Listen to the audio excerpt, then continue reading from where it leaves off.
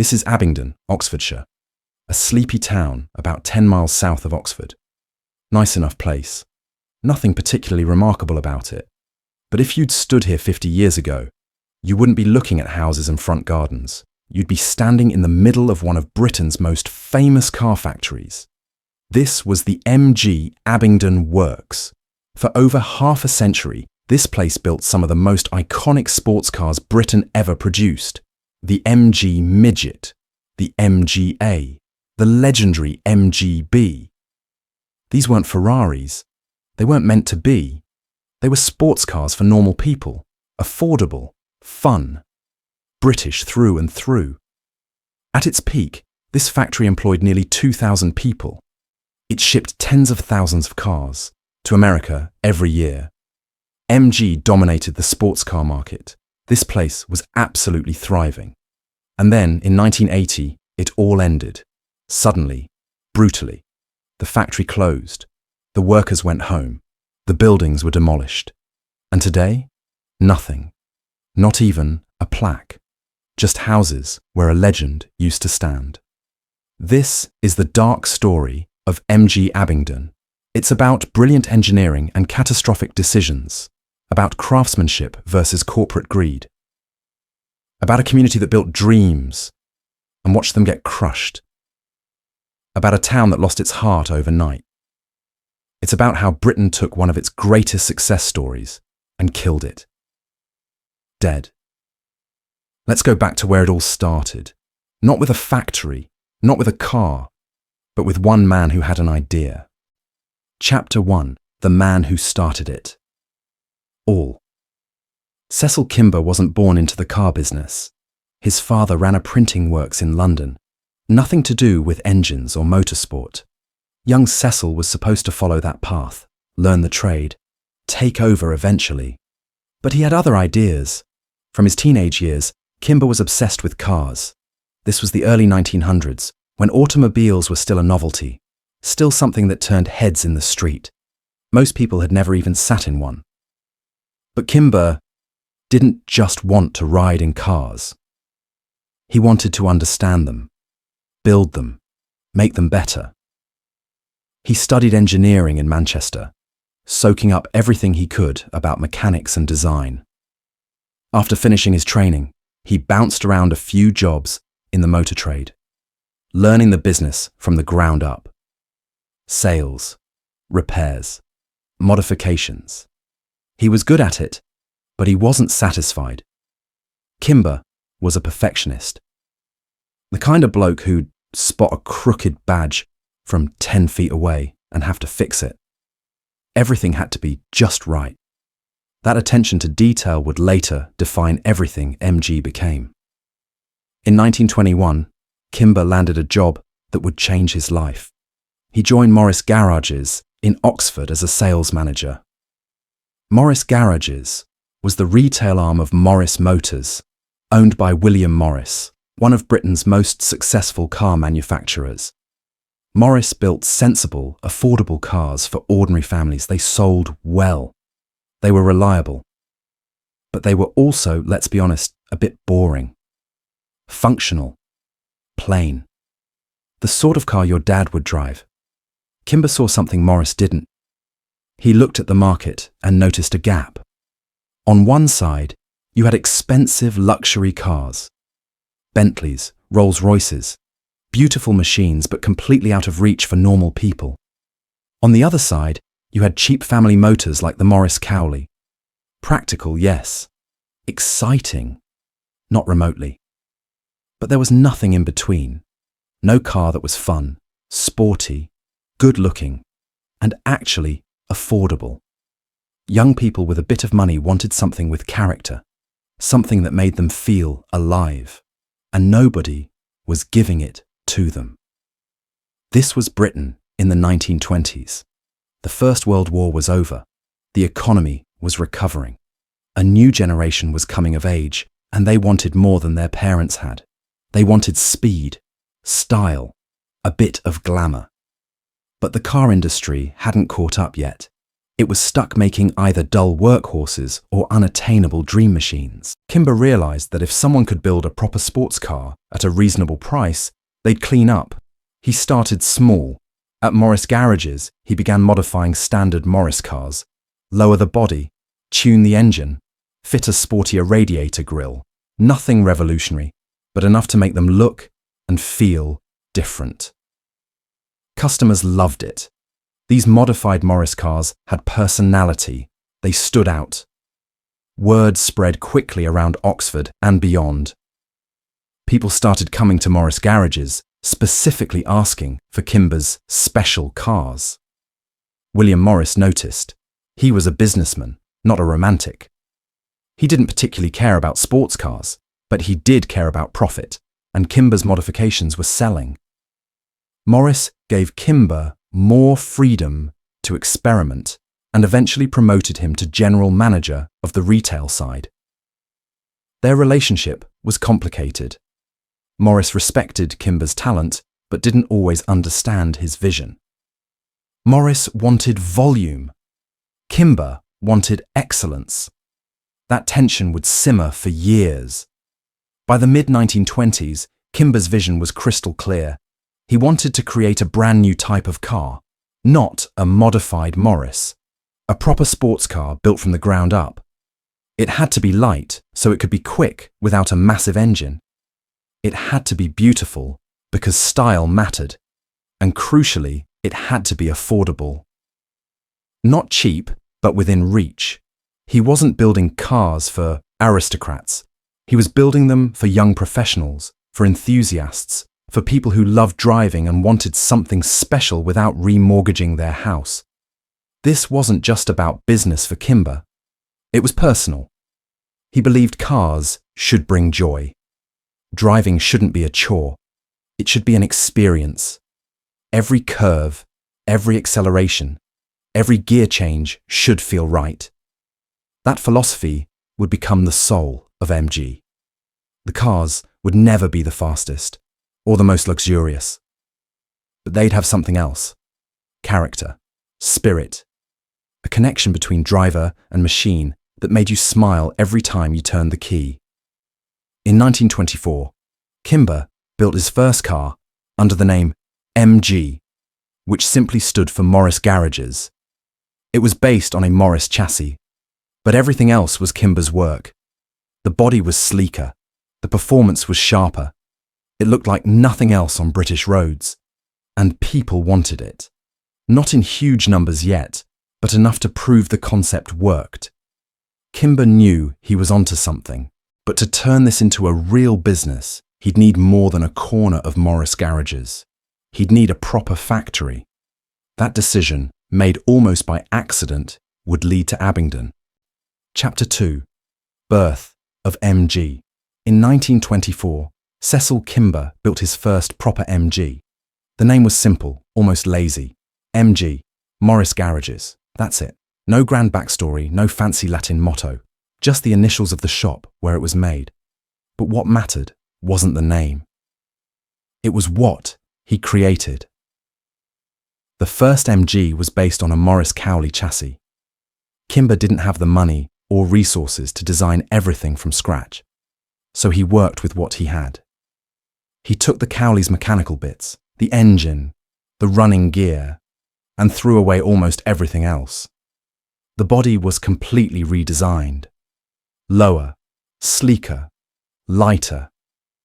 He tuned the engine to squeeze out more power. Not a massive increase, but enough to make a difference. The result was a car that looked sporty and actually drove like it too. This first model was called the MG 1428 Supersports. The numbers referred to the tax horsepower and actual horsepower, a typical British naming system of the era. It wasn't revolutionary. It wasn't groundbreaking technology. But it had something the standard Morris didn't. It had style. It had character. When you saw one on the road, you noticed it. And when you drove one, you felt something. Kimber priced it carefully. An MG cost about 20 to 30% more than a standard Morris. Not cheap, but not insane either. You were paying for the modifications, the hand-built body, the performance upgrades. For young professionals with decent jobs, it was achievable. A bit of a stretch maybe, but achievable. That was the whole point. This wasn't a toy for the rich. It was a sports car for people with ambition. The reaction was immediate. Buyers loved it. These were mostly young men, obviously. Doctors, lawyers, businessmen in their 20s and 30s who wanted something more exciting than their father's family saloon.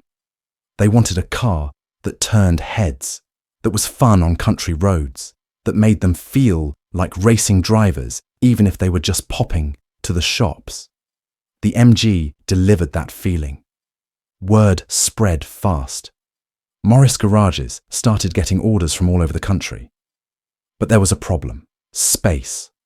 Morris Garages in Oxford was a retail showroom with a small workshop out back. It was never designed for actual manufacturing. Kimber and his small team were building these cars basically by hand, one at a time, crammed into whatever corner they could find. It was slow, inefficient, and as demand grew, it became impossible to keep up. They needed more room. By 1927, it was obvious something had to change. Kimber went to William Morris with a proposal. We need a proper facility, somewhere we can actually build these cars properly. Morris agreed, but with conditions. He wasn't going to fund a brand new purpose-built factory. Too expensive, too risky. If Kimber wanted space, he'd have to find something already standing, somewhere cheap. Kimber started looking around Oxfordshire. He needed a building that was big enough for production, but didn't cost a fortune. Empty factories weren't exactly common, but eventually he found something. An old leather works in Abingdon-on-Thames, a small market town about 10 miles south of Oxford. The building had been used for tanning and working leather, but the business had closed down. It was sitting empty. It wasn't ideal, not even close. The place was old, built in the previous century. It had been designed for a completely different industry. The ceilings were low. The floors were wooden, not concrete. There was no modern machinery, no assembly line infrastructure. But it was big, and it was cheap, and crucially, it was available. Location-wise, it made sense. Abingdon was close enough to Oxford that materials could be transported easily. It was near the River Thames, which historically had been useful for moving goods, though by the 1920s that mattered less. The town had a workforce. Not skilled car builders, obviously, but people who needed jobs and could be trained. Morris agreed to let Kimber lease the building. This is the crucial bit. Nobody sat down and said, "Right, we're going to build a legendary sports car factory in Abingdon." It wasn't strategic planning. It wasn't vision. It was convenience. Kimber needed space. This building was available and affordable, so he took it. The decision was almost accidental, practical, a bit improvised, really. In 1929, MG production officially moved to Abingdon. Kimber brought over his small team from Oxford and started hiring locals.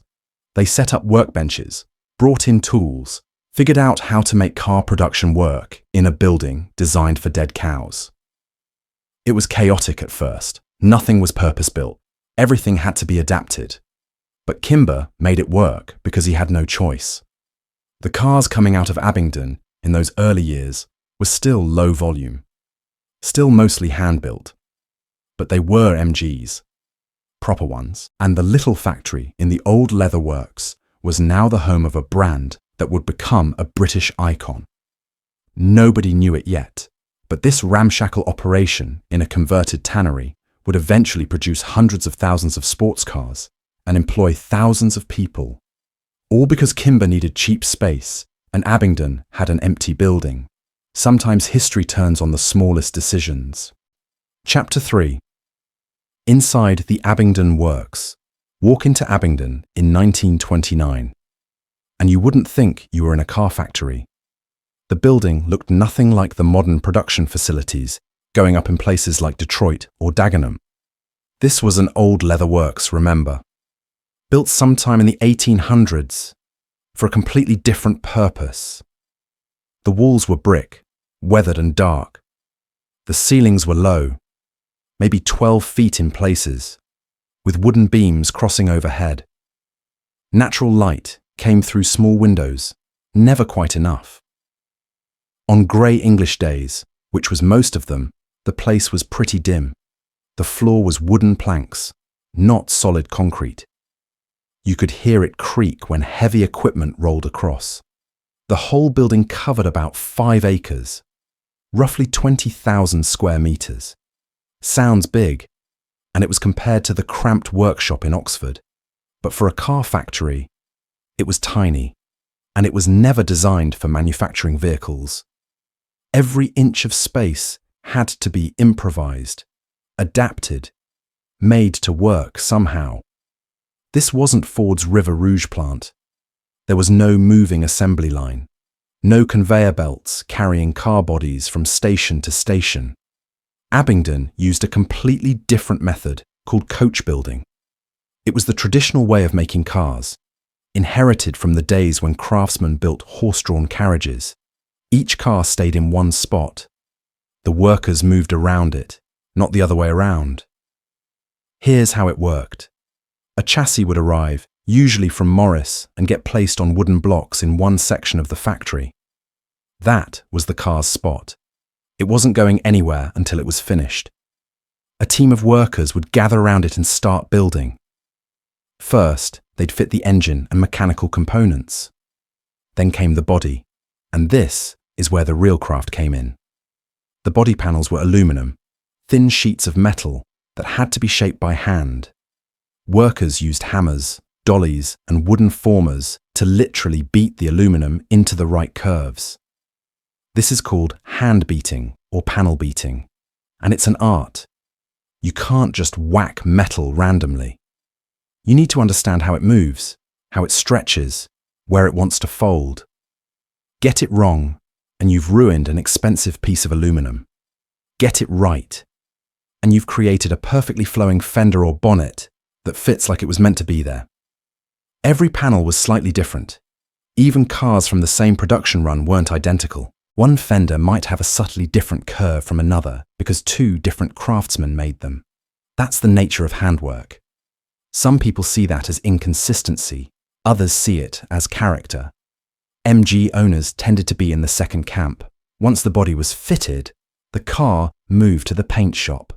This wasn't a quick spray job. MG used multiple layers of paint, each one hand applied, each one sanded smooth before the next went on. Then came polishing.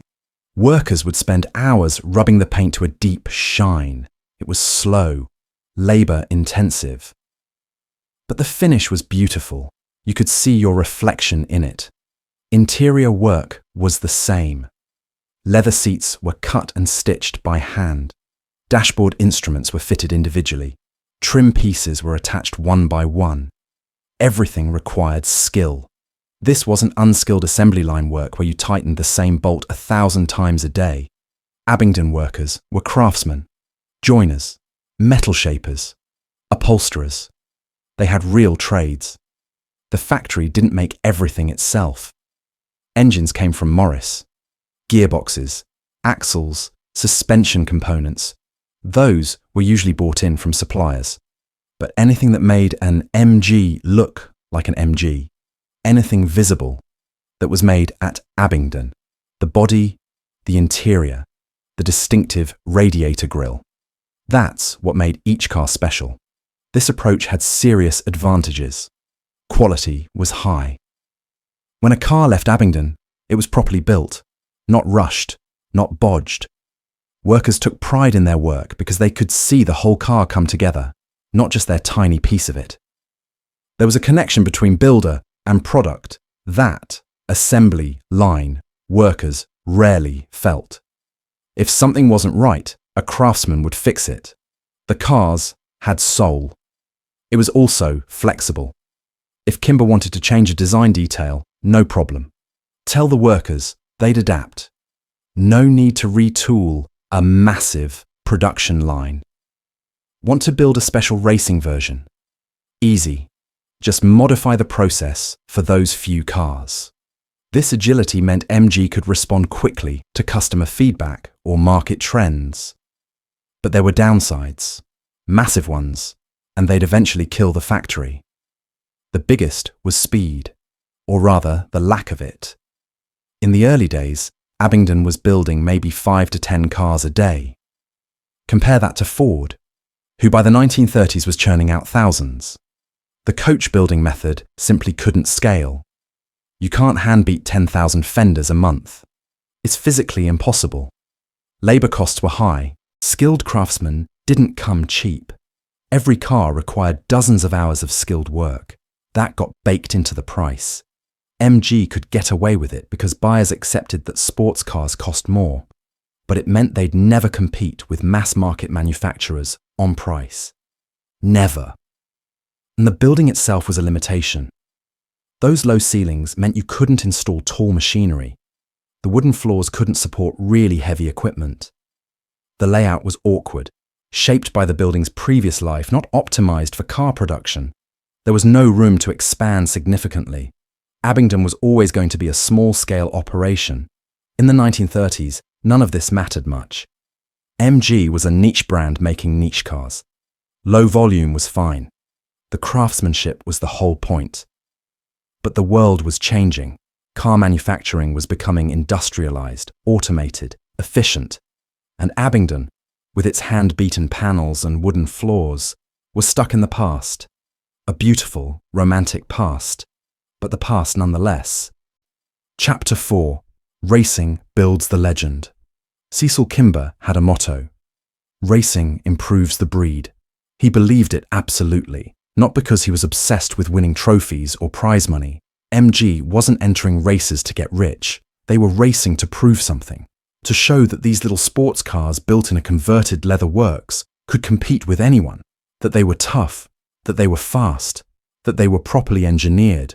Racing was the ultimate test and the ultimate advertisement. Think about it. In the 1930s, you couldn't just run a TV commercial or throw money at online ads. Marketing was newspapers, magazines, word of mouth. But if your car finished at Le Mans, if it set speed records at Brooklands, that made headlines. That got people talking. That built a reputation money couldn't buy. Kimber understood this instinctively. Every race MG entered was a statement. We belong here. We can do this. Brooklands was the big one in Britain. A massive concrete oval track in Surrey, the first purpose-built motor racing circuit in the world. Banking so steep you could barely walk on it. Top speeds over 100 miles an hour, which in the 1930s was genuinely terrifying. The wealthy and the famous raced there. The best cars in Europe showed up. And so did MG. In 1933, an MG set a new speed record at Brooklands in the lightweight class. Not the absolute fastest car there, but the fastest in its category. That mattered. It showed that pound for pound, MG could engineer a car as well as anyone. British newspapers loved it. Here was a British car, built by British workers, beating foreign competition. National pride, petrol-fueled. Then there was Le Mans, the 24 hours of Le Mans in France, the most grueling endurance race in the world. Cars screaming around a circuit for a full day and night, pushing engines and drivers to absolute breaking point. Half the field wouldn't finish. Mechanical failures, crashes, exhaustion. It was brutal. MG entered multiple times through the 1930s with various models. They didn't win overall. Let's be clear about that. MG was never going to beat the big Bentleys or Alfa Romeos in outright speed. But that wasn't the point. MG cars finished. They completed the full 24 hours. They didn't blow up. They didn't fall apart. That reliability was the real achievement. Any idiot can build a fast car that lasts 10 minutes. Building one that survives a full day of abuse That takes proper engineering. The MG K3 Magnet became legendary during this era. A supercharged racing car that punched well above its weight class. It won races across Europe, Tourist Trophy in Ireland, Mille Miglia events in Italy, international hill climbs. The K3 wasn't the most powerful car out there, but it was nimble, reliable, and driven by people who refused to give up. Very British, in a way. Plucky, determined, bloody-minded. British newspapers ate it up. Every victory, every podium finish, every completed endurance race got coverage. Headlines like MG triumphs at Le Mans or British grit at Brooklands. It played perfectly into the national character. We're not the biggest, we're not the richest, but we don't quit. We fight clever. We win through determination and skill. MG became a symbol of that. For customers, this mattered enormously. Buying an MG wasn't just buying a car. You were buying a piece of that racing heritage. The same engineers who designed the Le Mans cars designed yours. The same factory built it. The same spirit went into it. That's powerful marketing. People wanted to feel connected to those victories. They'd see an MG in a showroom and think, that's the brand that races at Le Mans. That's proper motorsport pedigree. And they'd sign the check. Sales proved it. After successful racing seasons, MG's order books filled up. Young men read about the K3's victories and wanted an MG of their own. They couldn't afford a racing car, obviously, but they could buy a road-going MG and pretend. That connection between track and showroom was direct and profitable. Back at Abingdon, racing created a unique culture. This wasn't just a factory building ordinary cars. This was the place that built race winners. Workers knew it. They took pride in it. When an MG finished Le Mans, the blokes who'd hand-beaten that body or assembled that engine felt genuinely proud. Their work had been tested at the highest level and hadn't failed. That's not something most factory workers get to experience. It also pushed standards higher. Racing exposed weaknesses fast. If a component failed at Le Mans, the engineers knew immediately and had to fix it. Lessons learned on the track fed back into road car design. Stronger materials, better cooling systems, more reliable gearboxes. Racing genuinely did improve the breed, exactly like Kimber said, but it also created pressure. When you're known for racing, you have to keep racing. You have to keep winning, or at least compete incredibly. That meant constant development, constant improvement. The engineering team at Abingdon could never rest. There was always another race, another challenge, another competitor to beat. It drove innovation, but it was exhausting. The racing program also cost money. Building race cars, entering events, paying drivers and mechanics, transporting everything across Europe. It wasn't cheap. MG justified it through the marketing value, and mostly that worked. But it was a balancing act. Race too much and you drain resources. Race too little and you lose the reputation that's selling your cars. Through the 1930s, MG got the balance right. They raced enough to stay famous, to keep the headlines coming, to maintain that image of speed and daring. And it worked. MG became one of the most recognized sports car brands in Britain, and increasingly beyond. All because Kimber understood something fundamental. People don't just buy engineering. They buy stories. They buy emotion. They buy the dream. And racing gave them that dream in its purest form. Chapter 5. The Golden Age. When the Second World War ended in 1945, Britain was broke. Completely skint. The country had won the war but lost its wealth doing it. Cities were bombed out. Industries were shattered. The economy was on its knees. Britain desperately needed foreign currency, especially American dollars, to rebuild. The government's message to manufacturers was blunt. Export or die. Sell abroad or we're finished. The car industry heard that message loud and clear. British car makers, had to find foreign buyers, and the biggest market in the world was America. The problem was, Americans didn't need British family saloons. They had their own. Cheap, big, comfortable. But there was one thing America didn't make much of. Sports cars. Small, nimble, fun two-seaters. That was a gap British manufacturers could fill. MG was perfectly positioned. They'd been building sports cars for 20 years. They had the expertise. They had the reputation from racing. And crucially, they had a product Americans found charming. British sports cars had a romance to them. The image of driving through the English countryside, wind in your hair, that whole aesthetic. Americans lapped it up. The first MG to really crack America was the TC. It came out in 1945, right as the war ended. Honestly, it looked old-fashioned even then. Classic upright radiator grille, separate headlamps, cut-down doors, a tiny windscreen. It was basically a pre-war design, but American GIs had seen these cars during the war while stationed in Britain. Some had driven them. When they got home, they wanted one. The TC wasn't fast by American standards. It wasn't comfortable, but it was different. It was fun, and it was exotic. MG started shipping TCs across the Atlantic. Not huge numbers at first, maybe a few thousand. But word spread. Hollywood actors bought them. College kids saved up for them. They became cool. The TC established MG in America as the accessible British sports car. You couldn't afford an Aston Martin or a Jaguar. Get an MG instead. Still British, still sporty, but actually affordable. Then came the TD in 1950, more refined than the TC, but still recognisably an MG.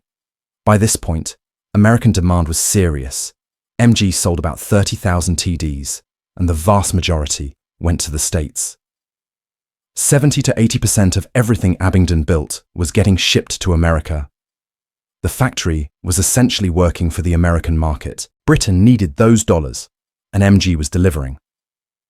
In 1955, MG launched the MGA. This was a proper modern sports car, smooth, flowing body, curved lines. It looked fast standing still. Gone was the old-fashioned upright styling. The MGA was sleek, contemporary, beautiful. Americans loved it. Over the next 7 years, MG built more than 100,000 MGAs. It became one of the most successful British sports cars ever made. Abingdon was working flat out. Production in the 1950s hit 20 to 25,000 cars a year. For a factory that started building 5 cars a day in a converted leather works, that was massive growth. The building had been expanded multiple times, new sheds added, more workers hired. At its peak in the late 50s and early 60s, about 1,800 to 2,000 people worked there. By 1960, MG was the best-selling sports car brand in America. Not just British sports car, full stop. They outsold Triumph. They outsold Porsche. They owned the market. Young Americans who wanted something sporty and affordable bought MGs. Doctors, lawyers, professors, anyone who wanted a fun weekend car. The MG became a cultural icon. You'd see them in films, in advertisements, parked outside American universities. Then in 1962 came the MGB. This would become the most famous MG ever built. Clean, simple design, reliable engine.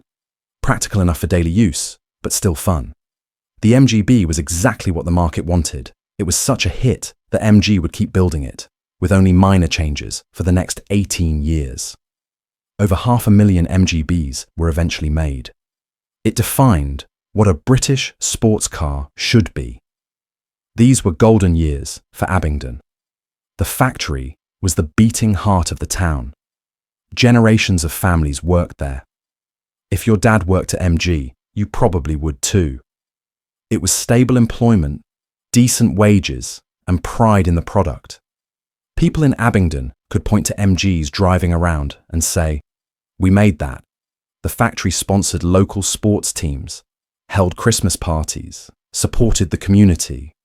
It wasn't just a workplace, it was part of the town's identity. Cecil Kimber didn't live to see this success.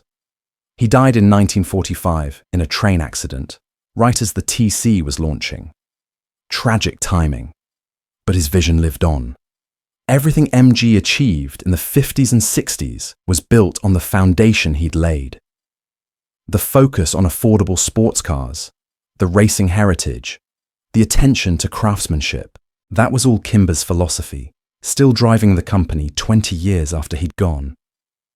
Production peaked around 1965 at over 30,000 cars a year. Abingdon was working at absolute capacity. Every inch of the factory was in use. Workers on multiple shifts.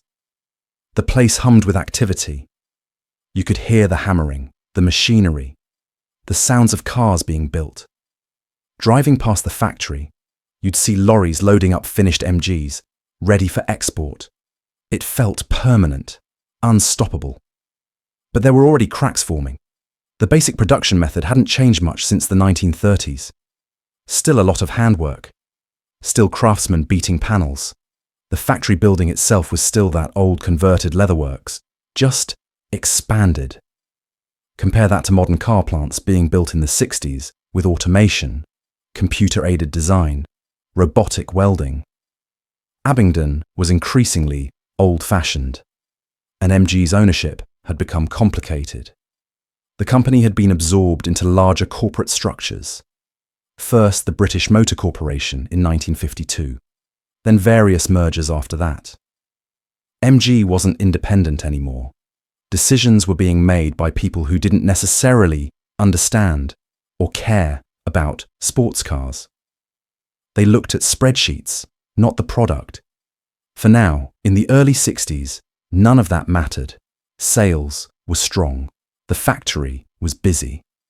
America still loved British sports cars. Abingdon seemed invincible. Workers assumed they'd retire from the factory just like their fathers had. The town assumed MG would always be there. After all, they'd survived 2 world wars, the Depression, every crisis thrown at them. Why would anything change? But the world was changing. Japanese and German manufacturers were getting serious about sports cars. American regulations were tightening. And British industry, despite these successes, was beginning its long, slow decline. The golden age was real, but like all golden ages, it couldn't last forever. Chapter 6. Life inside the dream. At its peak in the 1960s, the Abingdon factory employed about 1,800 to 2,000 people. That's a lot for a small town. MG wasn't just a workplace, it was the workplace. Whole families had histories there. Your grandfather started in the 1930s, beating aluminum panels. Your father learned to fit engines in the 50s. Now you're there too, maybe working in the paint shop or wiring harnesses. 3 generations, same factory floor. That was normal at Abingdon. Women worked there as well, though mostly in specific areas. Upholstery departments where leather seats were stitched. Electrical assembly, fitting dashboards and wiring looms. Detailed, fiddly work that required patience and precision. It wasn't equal, not remotely. The skilled metalwork, the engineering jobs, those were almost entirely men. But MG did employ women, and for some families, both husband and wife worked there on different shifts. The working day started early. Morning shift clocked in at 7. You'd see hundreds of workers cycling or walking through the gates, lunch tins in hand, cigarettes lit before they even reached the building. The factory floor was loud. Hammers beating aluminum echoed off the brick walls. Pneumatic tools hissed and rattled, grinders threw sparks. And underneath it all, the smell. Paint thinner, leather, oil, metal dust. If you worked at Abingdon long enough, that smell got into your clothes, your hair, your skin. You carried it home. Shifts ran from 7 in the morning until 3:30. Then the afternoon shift took over from 3:30 until 11 at night. During changeover, the factory briefly doubled in population as one shift left and another arrived. The canteen was packed, the yard filled with workers heading in opposite directions, exchanging quick words. "How's the production today? Any problems on the line?" Normal factory chat. Lunch breaks were sacred. When the whistle blew, tools went down immediately. Workers poured out into the yard if the weather was decent, sitting on low walls or stood in groups. Sandwiches from home, thermoses of tea, cigarettes, always cigarettes. This was the 1960s. Everyone smoked. The talk was football, local gossip, sometimes union business. Mostly just banter. Taking the piss out of each other. Standard British factory culture. The union was strong at Abingdon. The Transport and General Workers Union represented most of the shop floor. Union reps were respected, sometimes feared by management. If there was a dispute, the union got involved. If working conditions needed improving, the union negotiated. In the early days, this relationship was mostly cooperative. Workers wanted the factory to succeed because their livelihoods depended on it. Management needed skilled workers who took pride in the cars. Everyone had aligned interests. For Abingdon itself, the factory was everything. The town had about 20,000 people. If 2,000 of them worked at MG, and each worker supported a family, you're talking about maybe half the town depending directly or indirectly on that factory. Shops, pubs, services, all of it fed off MG wages. When the factory paid bonuses, the whole town felt it. When production slowed, everyone worried. MG sponsored the local football club. They organised annual summer picnics for workers and their families. Big affairs with games for kids, beer for adults, everyone on the factory grounds having a day out. The Christmas party was legendary. Free drinks, a proper meal, sometimes a band. Workers looked forward to it all year. These weren't just corporate gestures. They built genuine community. People felt connected to MG beyond just collecting a wage. There was real pride in the work. When you finished building a car, you could see the result. A beautiful MGB rolling off the line, paint gleaming, ready to ship to some American buyer who'd absolutely love it. That's satisfying in a way office work never is. You made something real, something that would last for years, maybe decades. Workers knew the MGBs they'd built in 1965 were still being driven in the 70s, 80s, beyond. That's a legacy. The craftsmanship culture was still alive. Old-timers who'd learned panel beating in the 30s were teaching younger workers the same skills.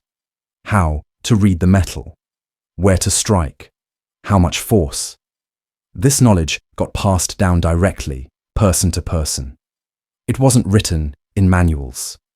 You learned by watching, by trying, by having an old hand, correct you when you cocked it up.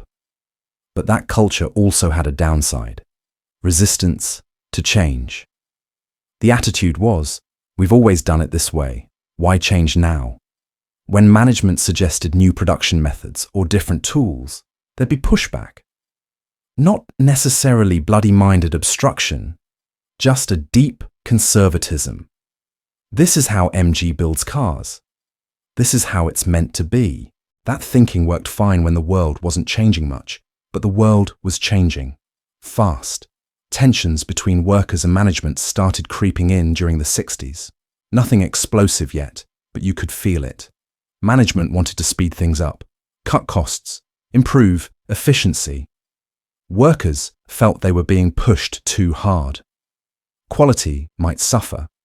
The cars might lose what made them special. Both sides had valid points, but they were drifting apart. Union meetings became more confrontational. Small disputes that would have been resolved with a quiet word now required formal negotiations. Work slowdowns happened occasionally. Not full strikes, but deliberate foot dragging to make a point. Management noticed. Productivity numbers suffered. But nobody thought it was serious, just normal labour relations friction.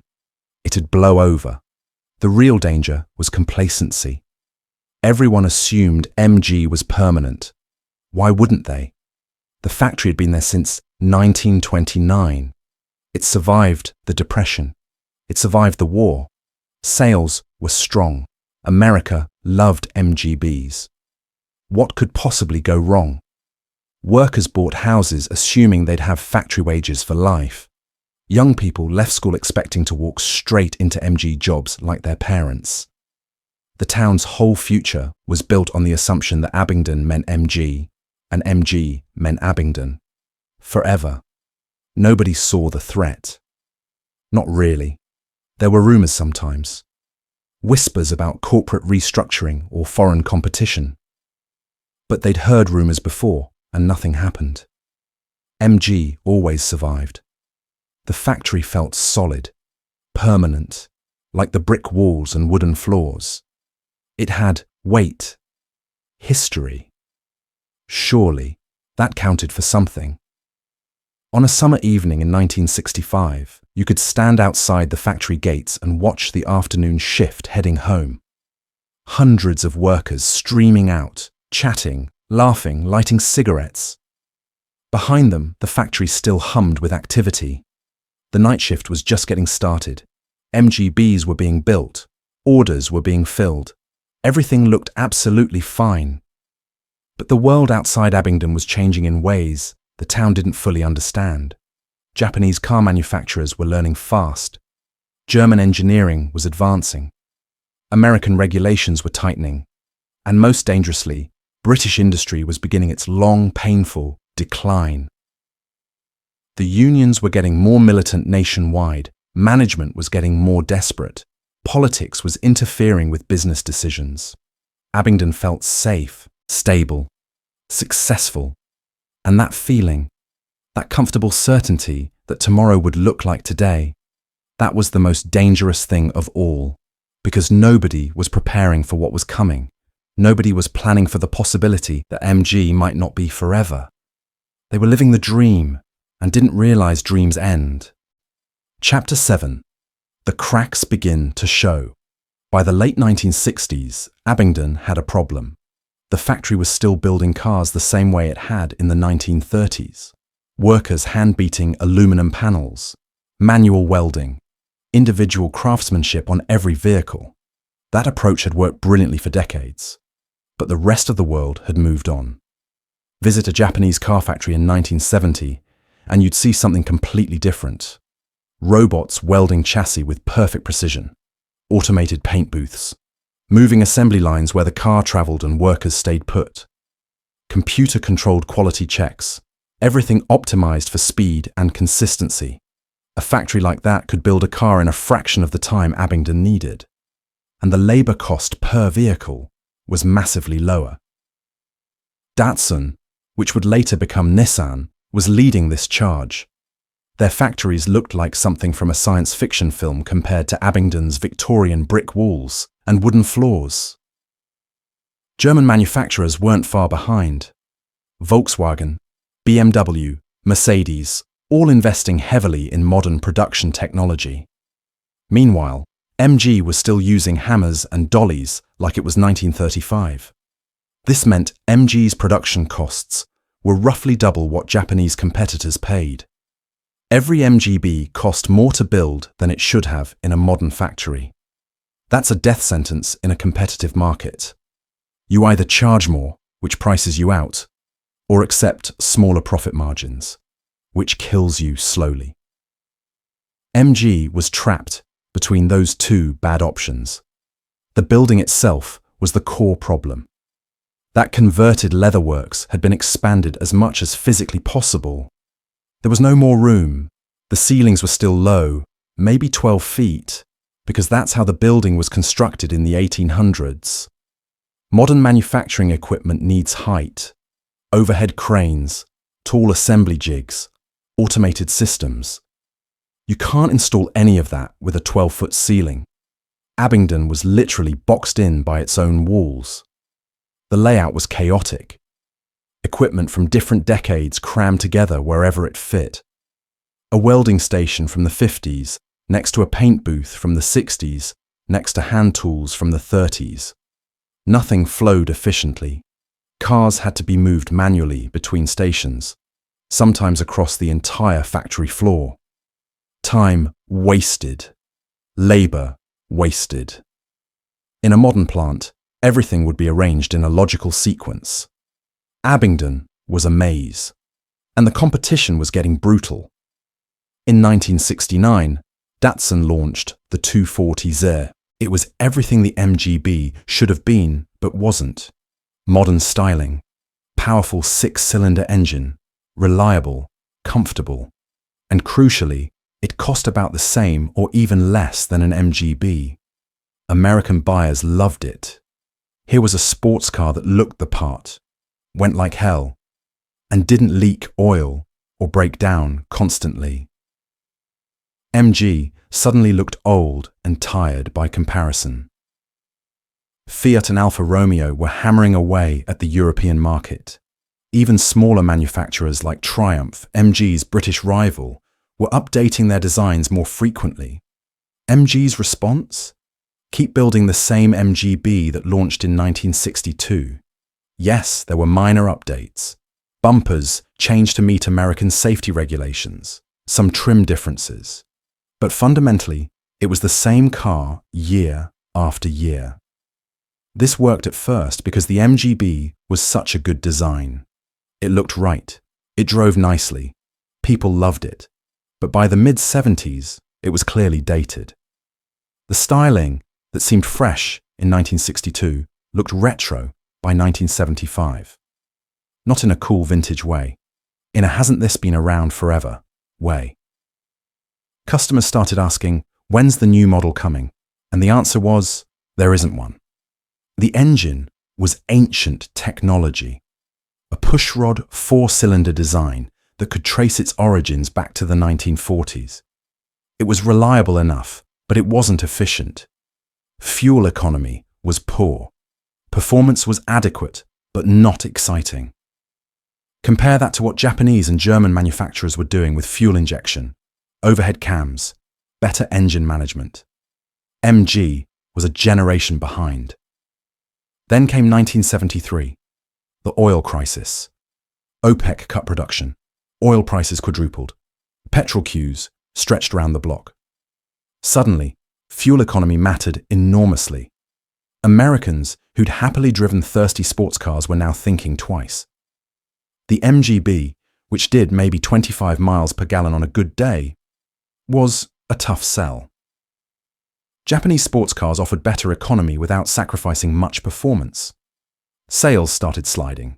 The numbers tell the story. MG peaked around 1965 at over 30,000 cars a year. By 1975, production had halved to about 15,000. By 1979, it was under 10,000. That's catastrophic decline. The factory that had been running multiple shifts was now struggling to fill one. Workers were being laid off. Sections of the factory sat idle. Management at Abingdon knew what needed to happen. Invest in modernization, update the production methods, design a completely new car with modern engineering. They drew up proposals, showed the numbers, explained the situation. But here's the killer. MG didn't control its own destiny anymore. The company had been swallowed up in corporate mergers. First into the British Motor Corporation in the 50s. Then BMC merged with Leyland to form British Leyland in 1968, a massive conglomerate that owned Austin, Morris, Rover, Triumph, Jaguar, and MG. Decisions about MG's future weren't made in Abingdon anymore. They were made in boardrooms in London by executives juggling a dozen brands. British Leyland was a disaster from day one. Too many brands, too much overlap, shocking management.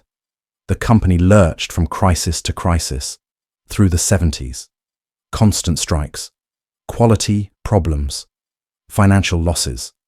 The government ended up nationalizing it in 1975, because it was too big to let collapse. MG was just one small piece of this enormous mess. When Abingdon management asked for investment to modernise, the answer from British Leyland was always the same. No money. We're broke. Focus on keeping the current car going. But you can't compete long-term with a 40-year-old factory building a 20-year-old car. That's not a strategy. That's just waiting to die. Engineers at Abingdon weren't sitting idle. They designed new models. The MG XE, a mid-engine sports car that could have competed with Porsche. Beautiful prototype, modern design, promising performance.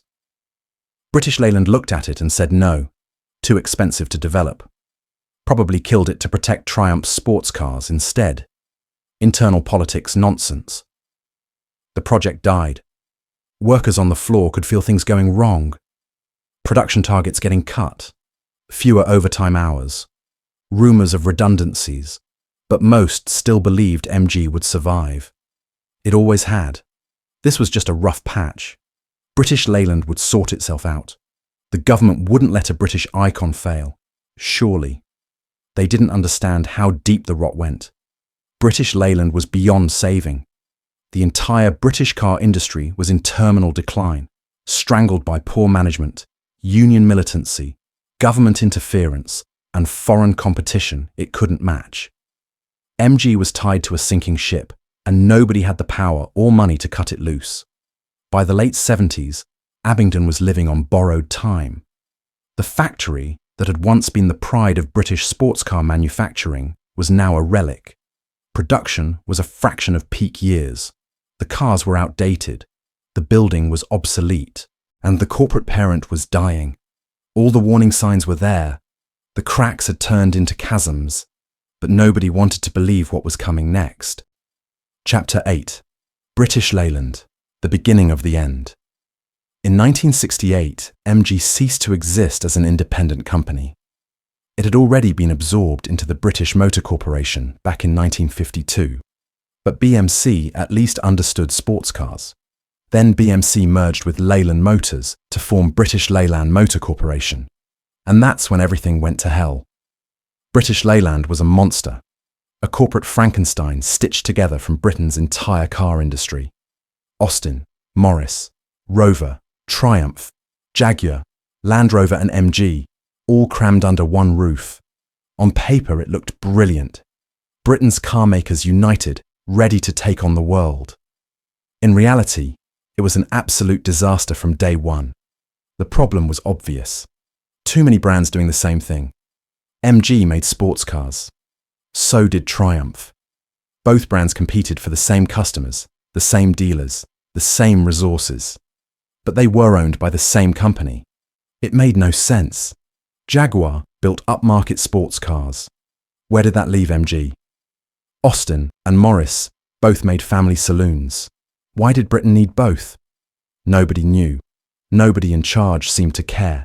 British Leyland's structure was pure bureaucracy. Decisions that used to take a phone call now required committees, meetings, reports up the chain of command. Want to update the MGB design? Fill out a proposal. Submit it to the sports car division. They'll review it. Send it to corporate planning. Corporate planning will check with finance. Finance will argue with marketing. Eventually, 6 months later, you'll get an answer.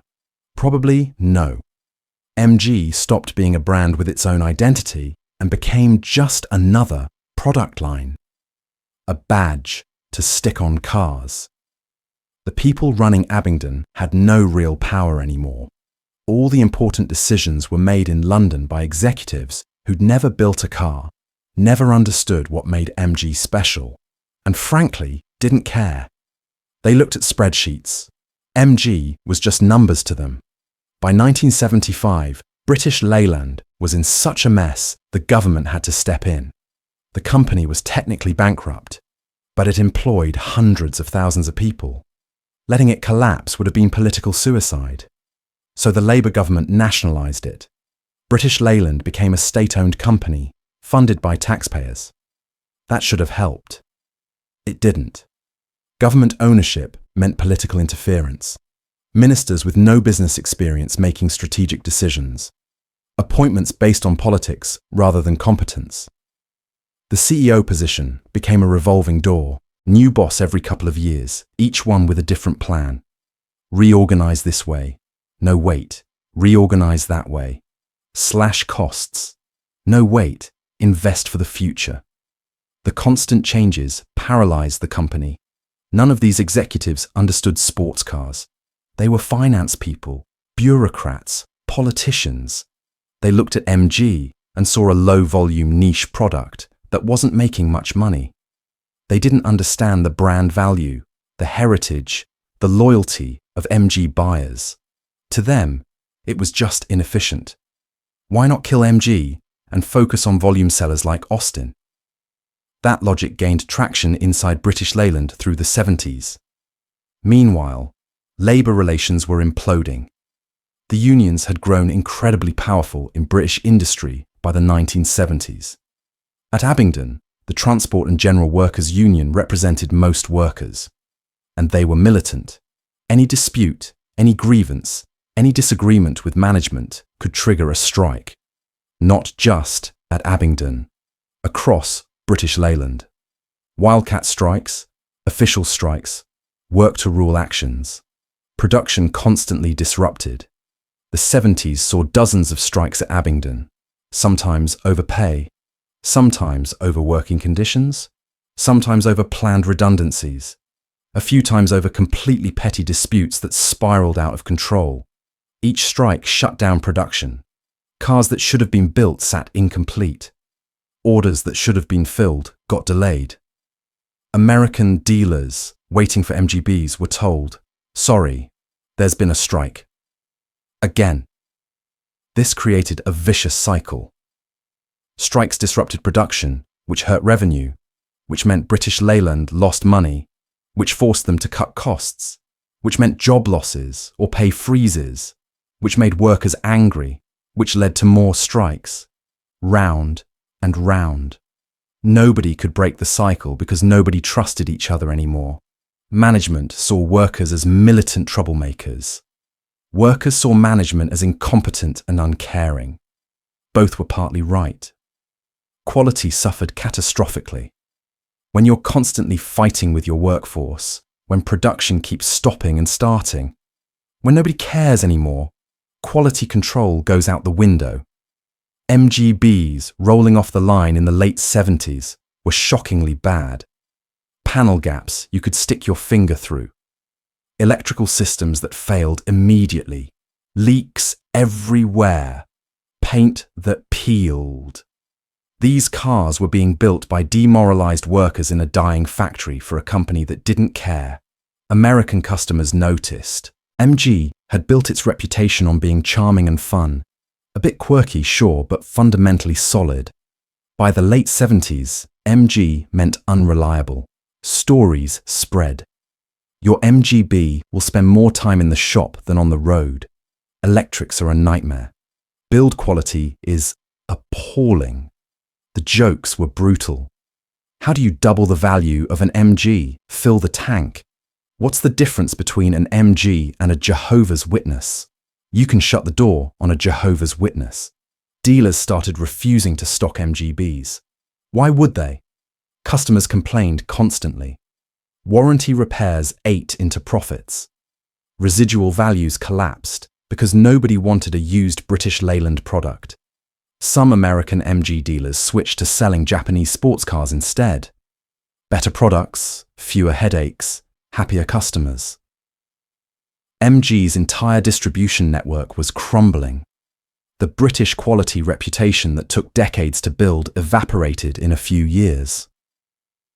Britain had been known for craftsmanship, for engineering excellence, for making things properly. That image died in the 70s. British Leyland became synonymous with industrial decline, union chaos, terrible management, and products nobody wanted. MG went down with that ship. Back at Abingdon, workers could see it happening, but felt powerless. They wanted to build good cars. Most of them still took pride in their work. But the system was broken. Materials arrived late because of strikes at supplier factories. Design changes came down from management that made no sense. Pressure to hit production numbers meant cutting corners. What were they supposed to do? Some workers left for other jobs. The smart ones, the ones with transferable skills, they saw the writing on the wall and got out. Others stayed because they had no choice. Too old to retrain, too invested in the community, too hopeful that things would turn around. They stayed and watched the factory slowly die. By 1979, British Leyland was a zombie company, technically alive, actually dead. It hadn't made a profit in years. It survived purely on government subsidies. Taxpayers were funding billions of pounds into a company that produced cars almost nobody wanted to buy. The political will to keep doing that was evaporating. Margaret Thatcher's Conservative government came to power that year with zero sympathy for failing nationalised industries. MG's fate was being decided in Westminster and British Leyland headquarters, not by the people who loved the brand or built the cars, by accountants and politicians looking at balance sheets, and those spreadsheets said MG was finished. Abingdon was obsolete. The whole thing needed to be shut down. The workers didn't know it yet, but the decision had already been made. Chapter 9. The Last Hope and Final Days. In 1978, engineers at Abingdon designed one last hope.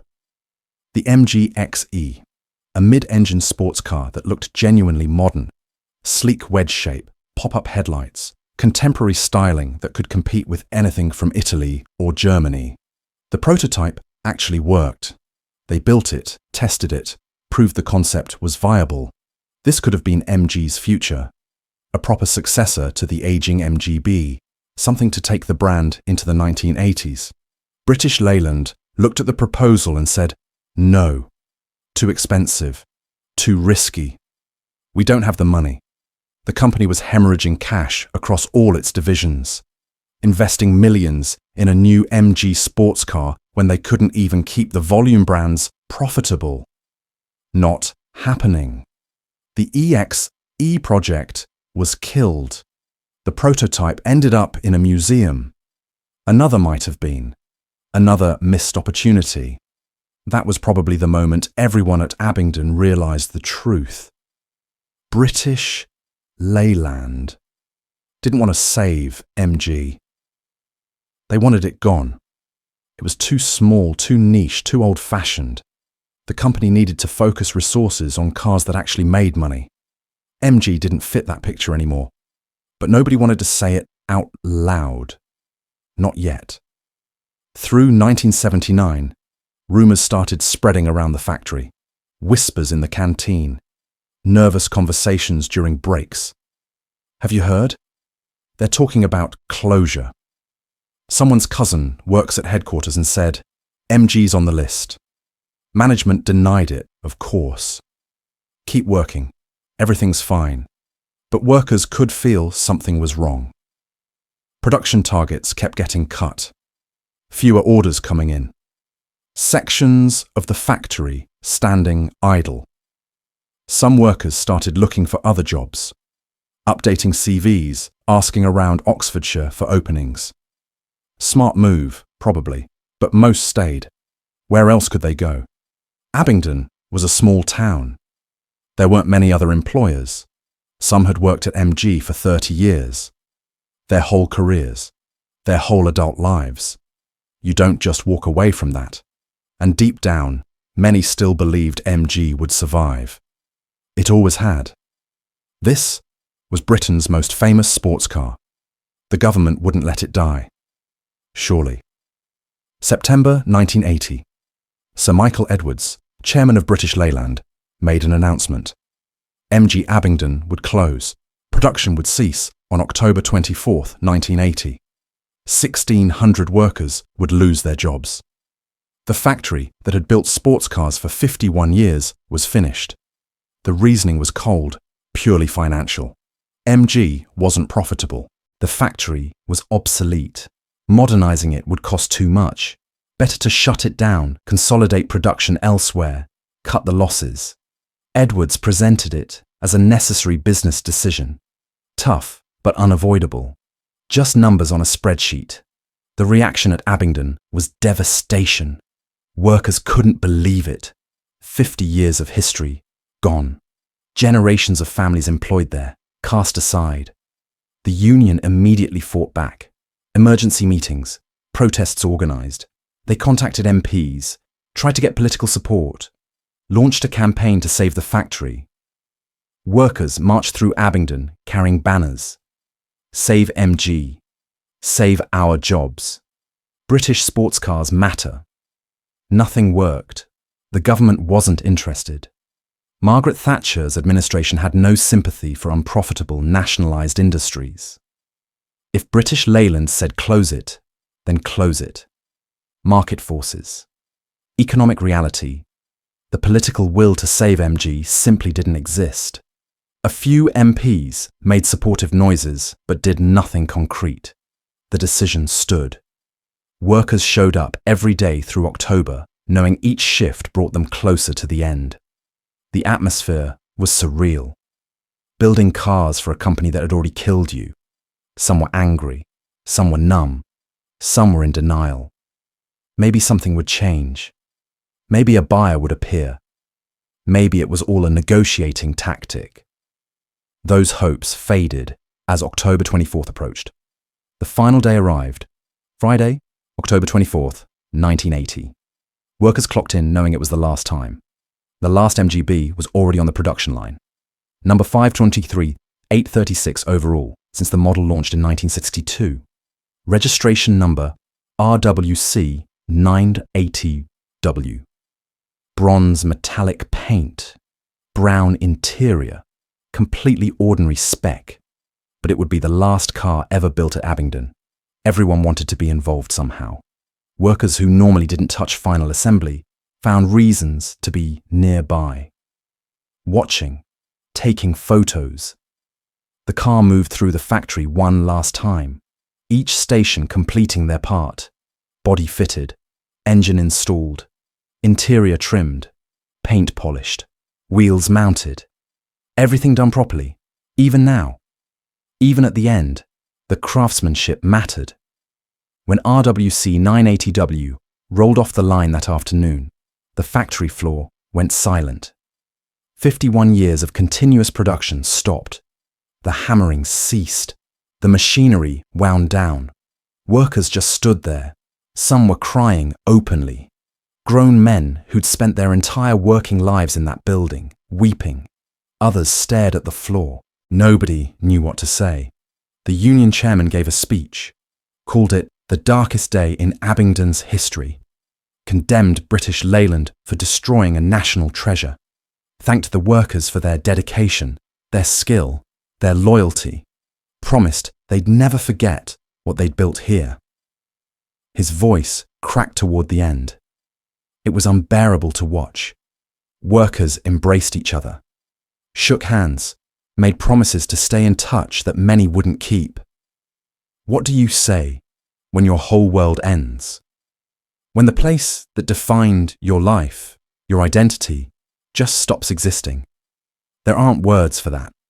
Some took souvenirs, tools they'd used for decades, small parts, anything to remember. Management didn't stop them. What was the point? The factory was closing anyway. Let them have something to remember it by. The final whistle blew. Shift over. Factory closed. Permanently. Workers filed out through the gates one last time. 1,600 people suddenly unemployed. Some went to the pub, drowning the sorrow. Others went straight home, too devastated to face anyone. A few stood outside the gates, just looking at the building, trying to process what had happened. That bronze MGB, RWC 980W, became an instant piece of history. British Leyland donated it to a museum. Years later, it sold at auction for a small fortune. Car collectors recognized what it represented. The last of a breed. The final product of a factory that helped define British motorsport. Now it sits in private collections, perfectly preserved, a memorial to everything Abingdon was. The workers scattered. Some found jobs at other factories, though many struggled. Older workers, especially. Who wants to hire a 55-year-old panel beater whose trade is dying? Some retrained. Some took early retirement.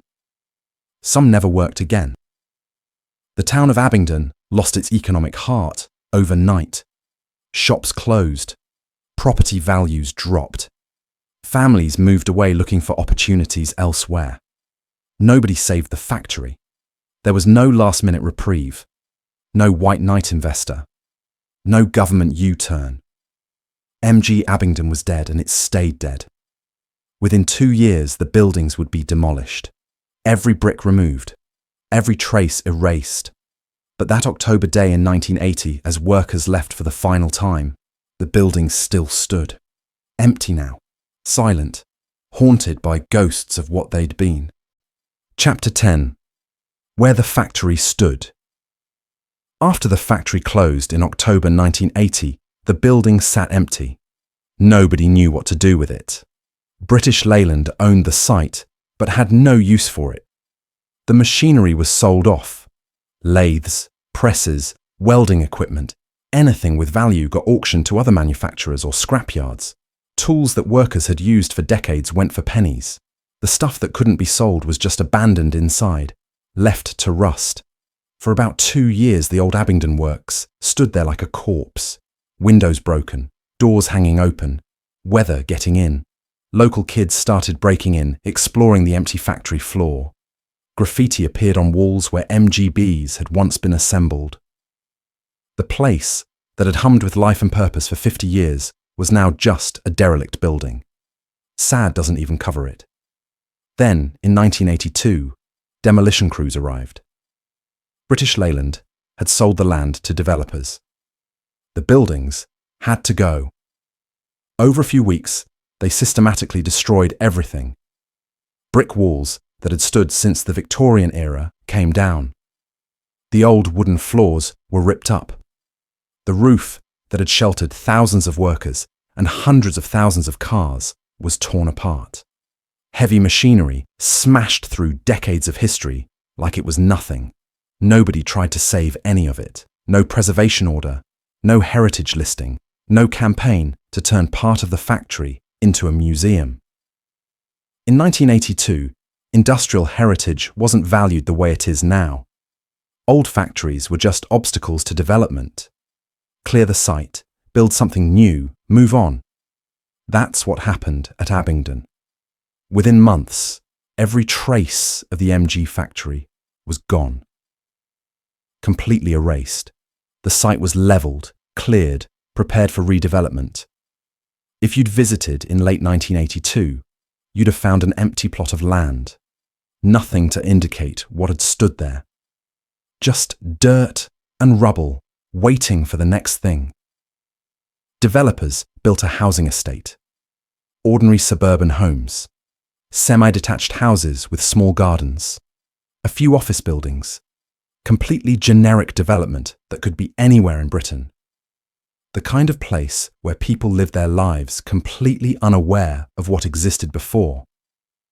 The ground where craftsmen once hand-beat aluminum panels now has someone's lawn on it.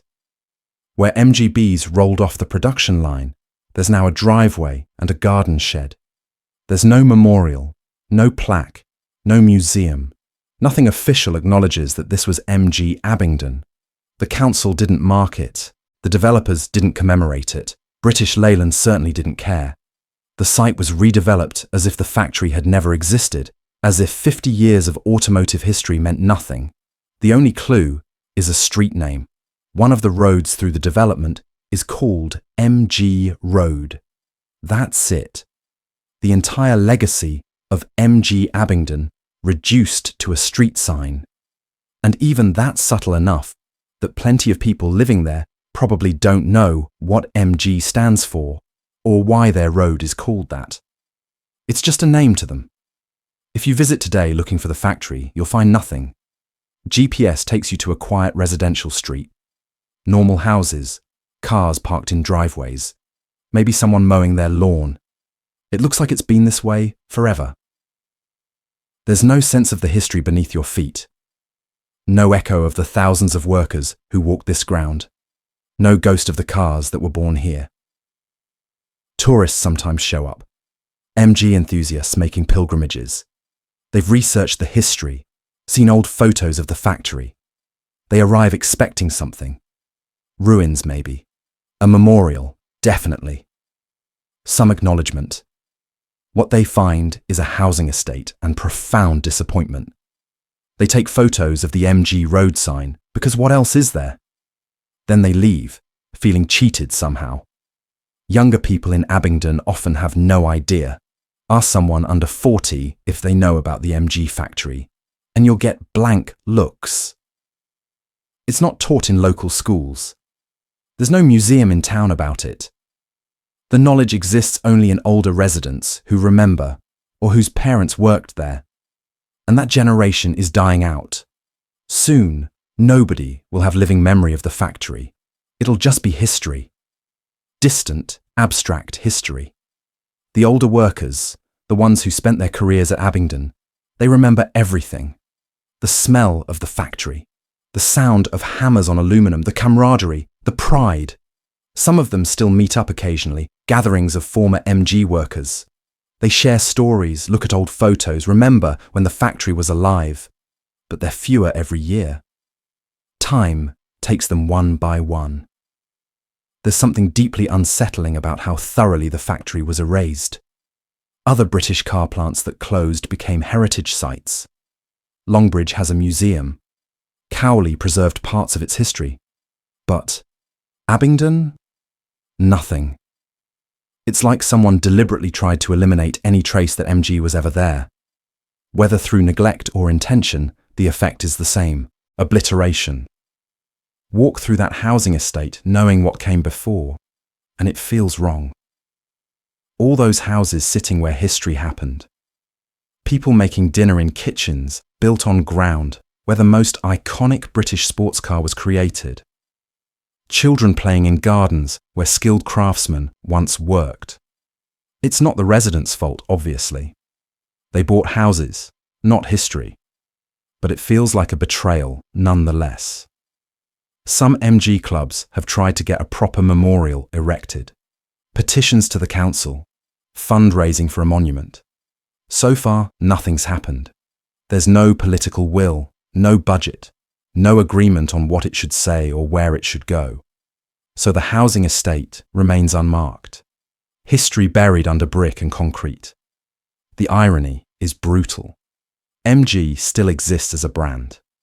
It was sold off, passed through various owners, and now belongs to a Chinese company called SAIC. They build cars in China and sell them worldwide, including Britain. Modern MGs, SUVs, mostly. They're fine cars, apparently. Decent value. But they have absolutely nothing to do with Abingdon. Nothing to do with hand-beaten panels or craftsmen or the spirit that defined the original MG. It's just a name on a badge now. The soul died in 1980.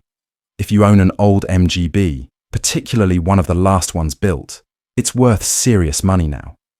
Collectors pay tens of thousands for well-preserved examples. They cherish these cars, maintain them obsessively, show them at events. There's real love there, real appreciation for what MG represented. But the place that built them, forgotten, erased, gone. That's the cruelest part. The cars survived. They're valued, collected, celebrated. But the factory that created them, the workers who built them, the community that depended on them, all of that has been swept away like it never mattered. Future generations will see MGBs in museums and read about their history. But they'll have no way to connect with where those cars came from. No way to stand on the ground and feel the weight of what happened there. Abingdon, the town, survived, obviously. It's still there, still thriving in its own way.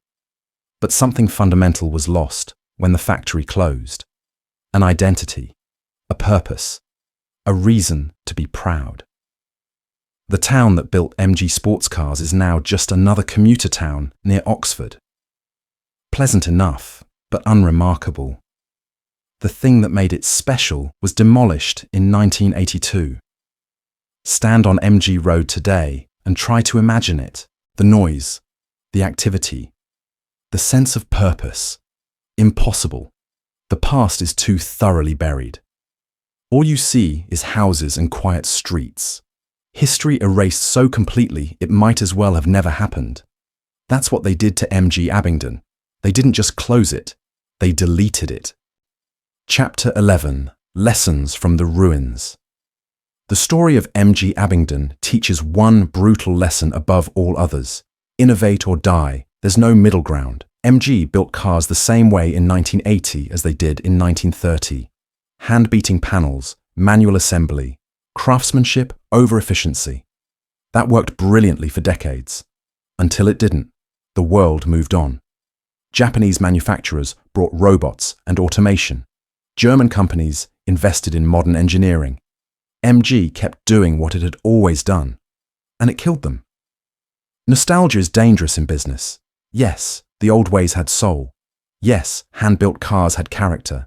Yes, there was something beautiful about craftsmen shaping aluminum with hammers. But beauty doesn't pay the bills when your competitors can build cars twice as fast at half the cost. MG fell in love with its own history and forgot to build a future. That's a fatal mistake. The tension between craftsmanship and industrialization is real. Nobody wants to lose the human touch, the artistry, the pride that comes from making something properly. But you can't survive on pride alone. You need efficiency. You need to scale. You need to compete on price and delivery times. The trick is balancing tradition with progress. Keep what makes you special, but modernize everything else. MG never figured that out. They clung to the past until it strangled them. British Leyland exemplifies catastrophic management, a textbook case of how to destroy multiple successful brands through incompetence. They took MG, Triumph, Jaguar, Rover, all these companies with heritage and identity, and homogenized them into corporate mush. Every decision was made by committee. Every innovation was blocked by bureaucracy. Nobody in charge actually understood cars or customers. They understood spreadsheets and politics. The fundamental problem was treating car brands like interchangeable assets. MG wasn't just a product line, it was a culture, a community, a tradition. You can't manage that like you're shuffling numbers in a ledger. British Leyland's executives never grasped this. They saw overlapping sports car brands and thought, we'll just pick one. Never mind that MG and Triumph had completely different identities, different customers, different philosophies. Kill one, save money. Simple. Except it wasn't simple. It was vandalism. They also lost connection with their market. American buyers loved MGs in the 60s. By the late 70s, they were buying Japanese sports cars instead. Why? Because Japanese manufacturers listened. They understood what customers wanted. Reliability, modern features, good value. MG kept building the same car year after year, assuming loyalty would last forever. It didn't. Customers aren't stupid. They'll take their money elsewhere if you stop giving them what they want. But beyond the business failures, there's a human cost that spreadsheets never capture. When Abingdon closed, 1,600 people lost their jobs. That's devastating enough. But it goes deeper. These workers lost their identity. For many, being an MG worker wasn't just employment. It was who they were. 3 generations of families had worked there. Fathers taught sons the trade. That continuity, that sense of belonging to something bigger, was destroyed overnight. Abingdon, the town, never fully recovered. Losing your main employer is economic catastrophe for a small community. Shops closed, property values dropped. Young people moved away, looking for opportunities. The town survived, obviously, but something fundamental was lost. A reason to be special. A source of pride. Before 1980, Abingdon built the cars the world loved. After 1980, it was just another town. That loss of identity is profound and permanent. Communities built around single industries are always vulnerable. When that industry dies, everything connected to it suffers. But politicians and business leaders rarely think about this when making closure decisions. They see labor costs and profit margins. They don't see the social fabric being torn apart. The human consequences are externalized, someone else's problem. Usually the government's, through unemployment benefits and social support. But the real cost, the psychological and cultural damage, never gets calculated. MG as a brand survived, technically. It was sold off, bounced between owners, and now belongs to SAIC, a Chinese state-owned company. They build MG-branded cars in China and sell them worldwide. Modern SUVs and electric vehicles. Perfectly decent cars by all accounts. Good value, reasonable quality. But they have nothing to do with Abingdon. Nothing to do with the heritage, the racing pedigree, the craftsmanship. It's just a name on a badge. Marketing. That's perhaps the saddest part. The MG name survived, but the soul didn't. You can buy a new MG today, but it's not really an MG. Not in any meaningful sense. It's a Chinese car wearing a British costume. There's no continuity, no connection to what made MG special. The brand became intellectual property, bought and sold like any other asset, divorced from its history, from the people who built it, from the place that gave it meaning. The old cars, though, they endure. Classic MGBs, MGAs, even the early TCs, they're cherished now. Collectors pay serious money for good examples. Clubs around the world maintain them, race them, show them at events. There's genuine love there.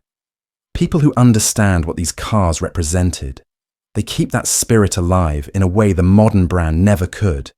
Thousands of people worldwide own classic MGs. They're not just preserving machines. They're preserving a philosophy. The idea that sports cars should be fun, accessible, characterful. That driving should bring joy. That cars can have soul. Every time someone fires up a 50-year-old MGB and takes it for a Sunday drive, they're connecting with Abingdon. With the workers who built it. With Cecil Kimber's original vision. That legacy can't be erased, even if the factory was. The erasure of the factory site itself remains shocking. No memorial, no museum, no acknowledgement. Just houses where history happened. Other countries preserve their industrial heritage. They turn old factories into cultural spaces, educational sites, monuments to the people who worked there. Britain let Abingdon be demolished and forgotten. That says something about how we value our own history. Apparently, we don't. Much. But here's the thing. You can demolish buildings. You can erase physical traces. You can scatter communities and end traditions. What you can't kill is the story. People still talk about MG Abingdon. Books are written. Documentaries made.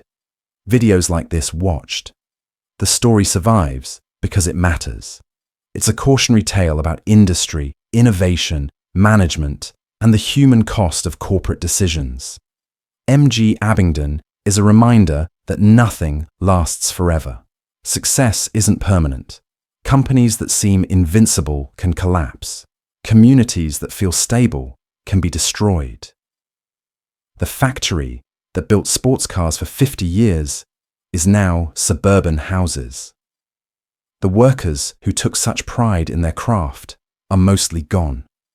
The town that defined itself through MG had to find a new identity. Everything changes. Everything ends. But it's also a reminder of what we lose when we let business decisions override human considerations. When we prioritize short-term profit over long-term value, when we treat people as interchangeable resources, instead of skilled craftsmen with dignity and purpose. MG didn't have to die the way it did. Better management, earlier investment, smarter decisions, and maybe it survives. Maybe it's still in Abingdon, still British, still meaningful. The story of MG Abingdon is ultimately about loss. The loss of an industry Britain once dominated. The loss of craftsmanship in favour of efficiency. The loss of community when economics trumps all. The loss of identity when your work disappears. These losses matter. They shape towns, families, nations. They deserve to be remembered, even when the buildings are gone. So, here's what remains.